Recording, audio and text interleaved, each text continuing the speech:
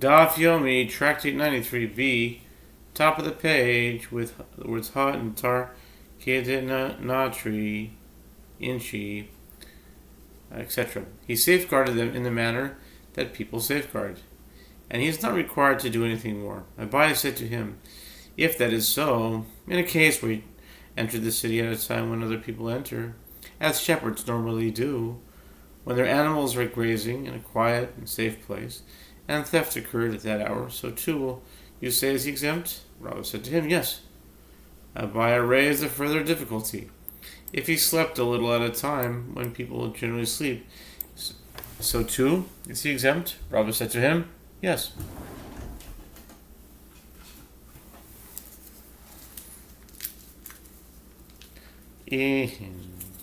Yes.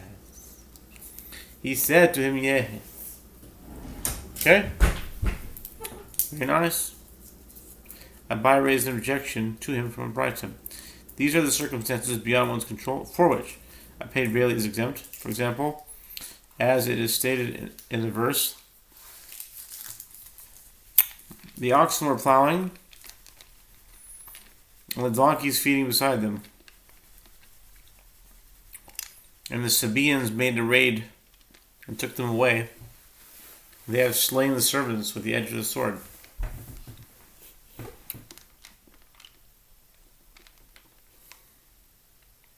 Job 115.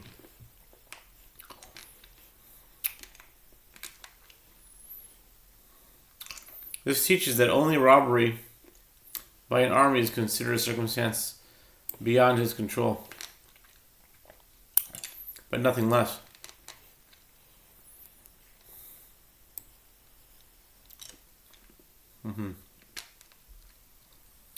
Bava said to him, there it is referring to a city watchman.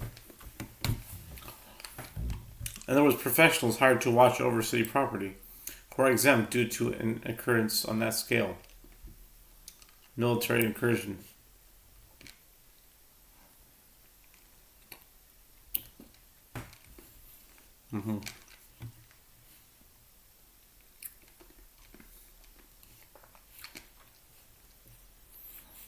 Vatipol Shava et Yochemes Hanarim Hikul Lefi Charev.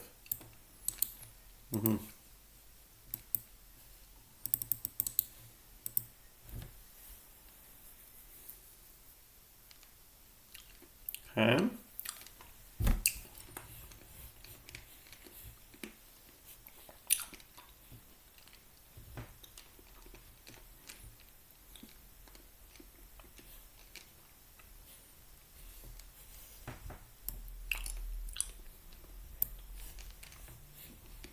Abai raised an objection to Rabbah from another Brighton.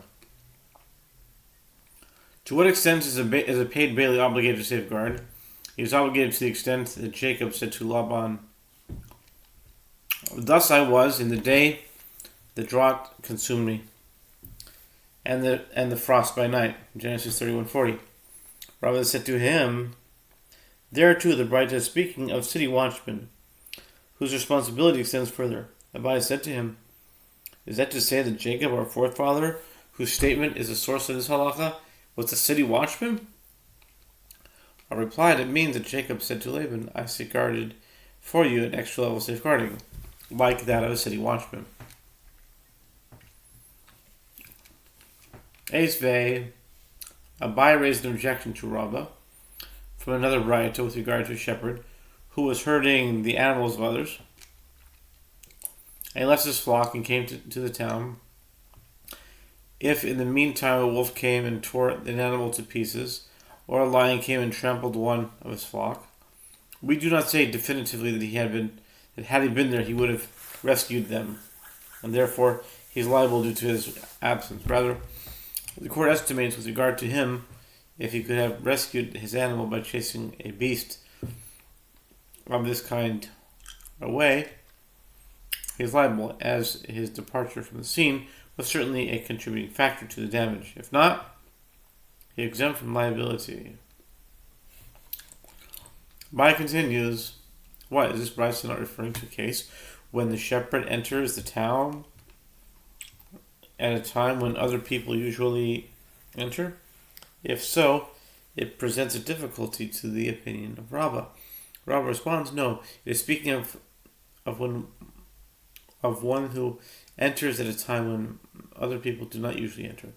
Abai retorts, if so, why is he exempt even if he could not have rescued the animal? And this is only a step that came about initially through negligence and ultimately by accident. And in a case of this kind, he is liable due to his negligence.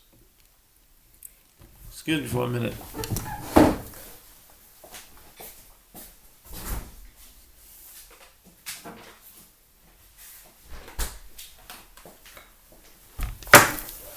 Okay. Some water. Just some water.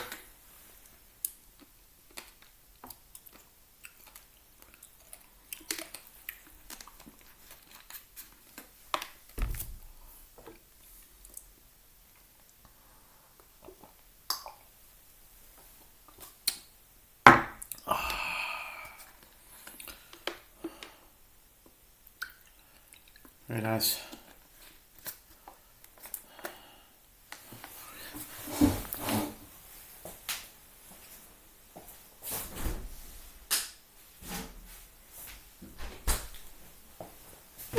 Okay.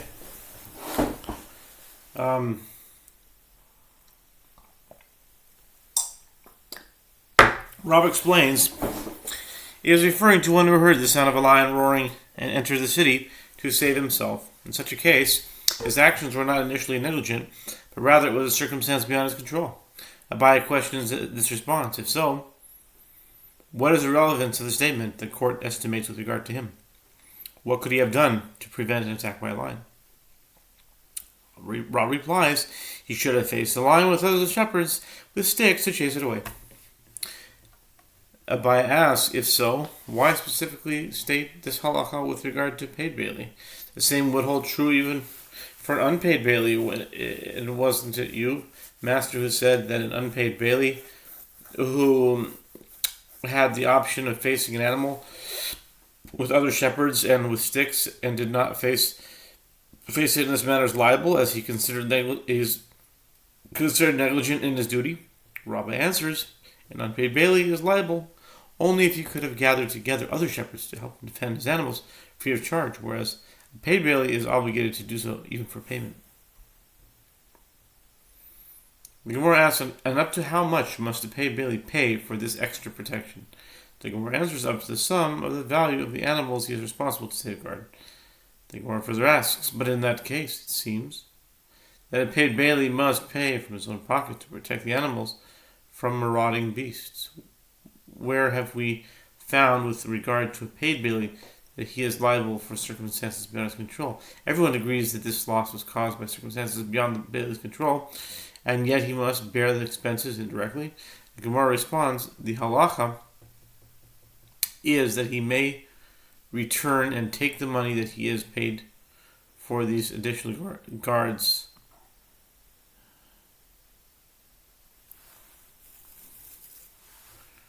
from the owner. Rav Papa said to Abai, if so, what benefit does the owner of the animals receive from this? Any potential loss he avoided from the lion must be paid to the extra guards. Abai replied, the practical difference concerns the fitness of and the familiarity with the animals. Although it makes no difference to him financially, if he had to purchase other animals, he would lose the animals that he knows, and he would rather keep his own livestock. Alternatively, it matters with respect to the additional effort involved in the acquisition of new animals. As demonstrated in the above discussion, Rabbi maintains that even a paid bailey is required to safeguard and take care of animals only in the normal fashion.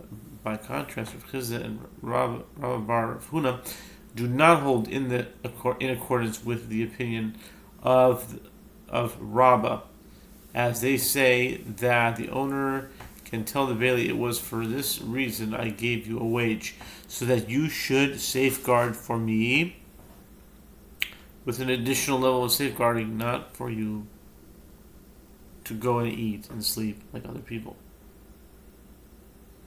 Gemara relates, Rav Ada the porter was transporting animals across a narrow bridge of Nerish when one animal pushed another and cast it into the water, and it drowned. The case came before Rav Papa, who deemed him liable. Rav Papa said to him, "What should I have done?" Rav Papa said to him, "You should have transported them one by one." The porter said to him, "Do you know of the son and your sister who can transport them one by one?" In other words, are you aware that anyone can do such a thing? That is virtually impossible.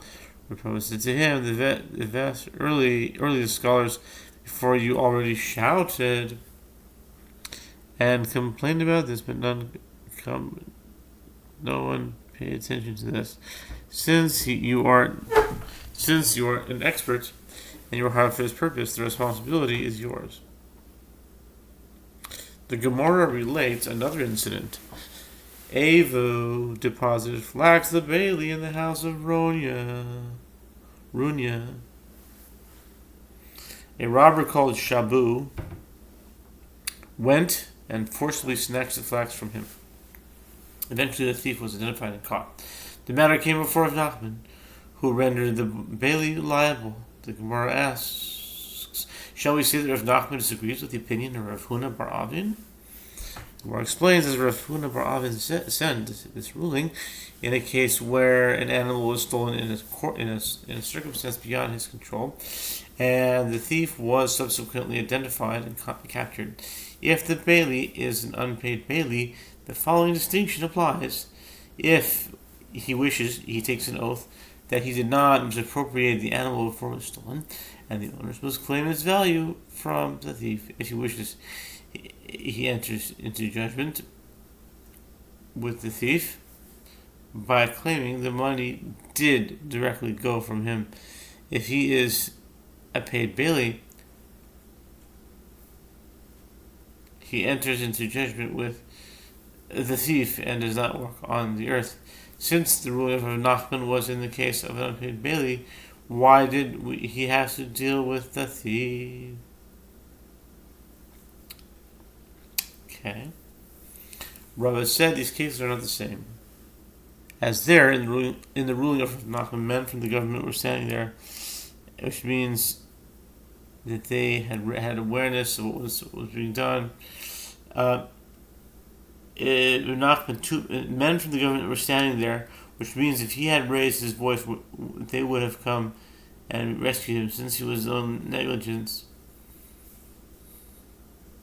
that caused the robbery, he must find a soul to react to collect the money.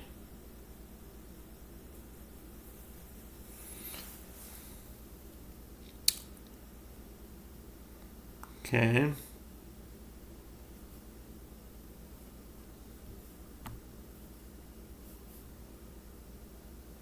Okay, we'll have to continue this at a later time. Let's finish the mission, that'll be it.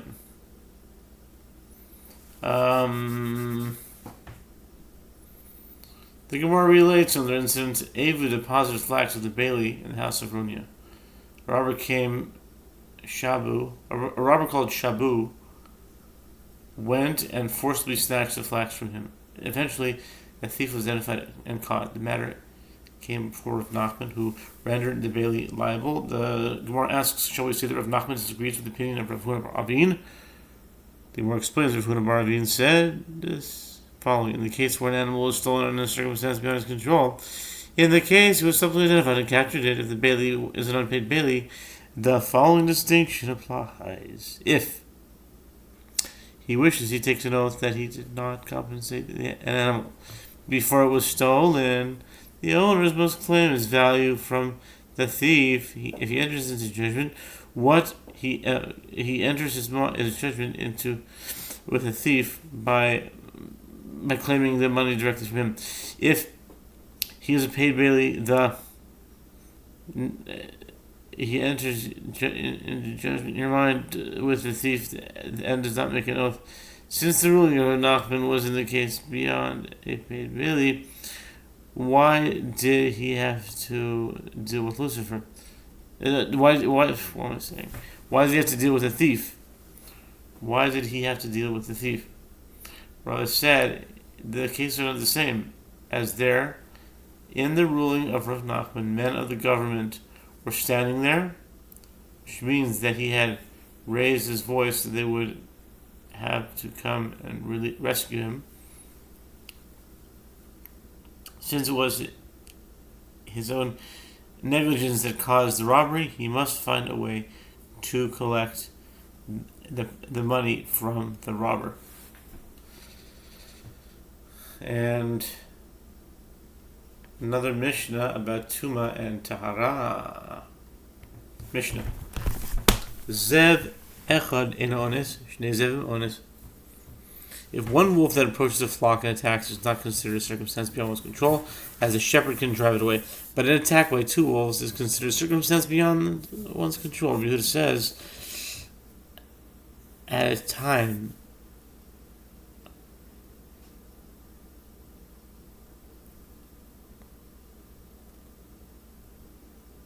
time of wolf attacks, while many wolves come out of the hiding and pounce on animals in a corner, even an attack by one wolf is considered a circumstance beyond one's control. An attack by two dogs is not considered a circumstance beyond one's control. Yehuda the Babylonian said, in the name of Rabbi Meir, if the two dogs came and attacked from one direction, it is not considered a circumstance beyond one's control. But if they attacked from two dimensions, this is considered a circumstance beyond one's natural control, as the shepherd cannot protect his flock from both of them at once. If bandits come, if they considered a circumstance beyond their control, likewise with regard to an attack on a lion, a bear, a leopard, a cheetah, and a snake, these are each considered a circumstance beyond one's control. We will relate a significant attack by one of the members above toward.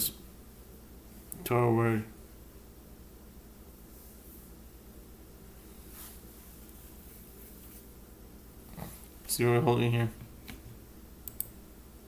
Wow. Let's do part 2.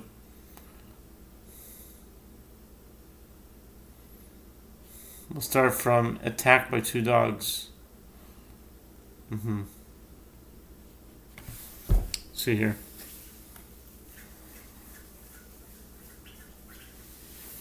We can start over again. Let's start from the Mishnah. Boom, boom, boom. Let's do part 2. Leishmanti.